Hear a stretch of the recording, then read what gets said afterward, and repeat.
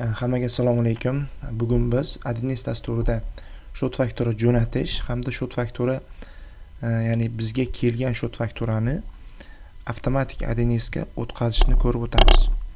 Avvalo, shot faktura jo'natish uchun bizda YEDO bo'limi kerak bo'ladi.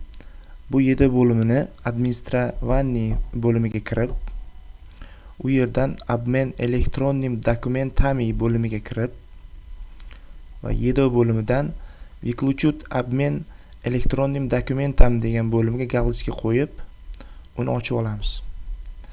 Va bu bo'lim ochilganidan keyin birinchi o'chirda hozir faktura jo'natishni ko'rib o'tamiz. Buning uchun продажи bo'limiga kiramiz va realizatsiya akt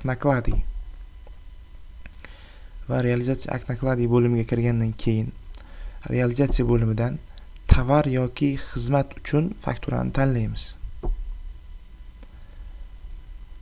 Xo'sh, keyinchalik esa va bu yerdagi o'sha kerakli ma'lumotlar to'ldiriladi.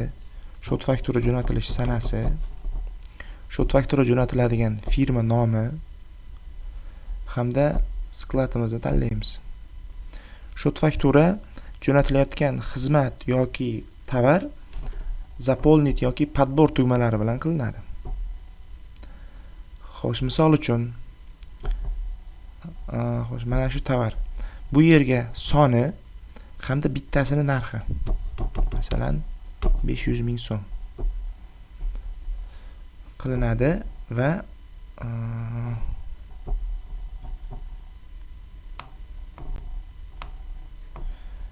перенести в dokument bosiladi. Mana o'sha biz faktura jo'natishimiz kerak bo'lgan tovar yoki xizmat keladi.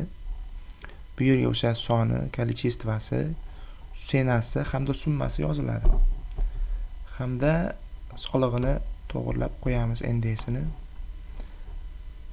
NDSini to'g'irlab qo'yamiz. Bu yerda esa shotlarni ham to'g'irlab qo'yamiz. Hamma ma'lumotlar kiritilganidan keyin выпустить shot fakturu tugmasi bosiladi. Va bu tugma bosilganidan keyin shot fakturani tartib raqami hamda sanasi kiritiladi.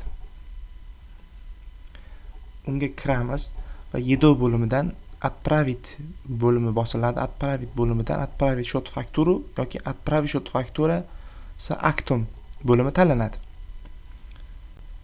Va xuddi mana shu bo'lim bosilganidan keyin esa bizga firmamizning ключi chiqadi va o'sha parolni terib turib bu fakturani jo'natsak bo'ladi. Endi keyingi bosqich o'sha bizga kelgan fakturani avtomatik Adinesga o'tkazish. Buning uchun YEDO bo'limiga kiriladi va YEDO bo'limidan jurnal elektronik dokumentov bo'limi tanlanadi. Va birinchi kirganda bu joyda hech qanaqa o'sha shot fakturalar turmaydi. Buning uchun esa настройки spiski bo'limiga kirilib, tip dokumentaga o'zimizga kerakli bo'lgan hujjat tanlanadi va primit bosiladi. Va bosilganidan keyin esa men bu yerda kiruvchi yoki chiquvchi shot fakturalar ko'rinadi. Endi va biz qaysi fakturani avtomatik agar kiritmoqchi bo'ladigan bo'lsak, biz o'zimizga avvalo o'sha faktura tanlanadi, ya'ni o'sha kiruvchilardan tanlanib, so'zdat dokument ucheti bosiladi. Bu bosilganidan keyin esa so'zdat dokument ucheti bosiladi. Xo'sh, bosilganidan keyin esa bizdan firmani ключini so'raydi. Ключ parolini so'raydi.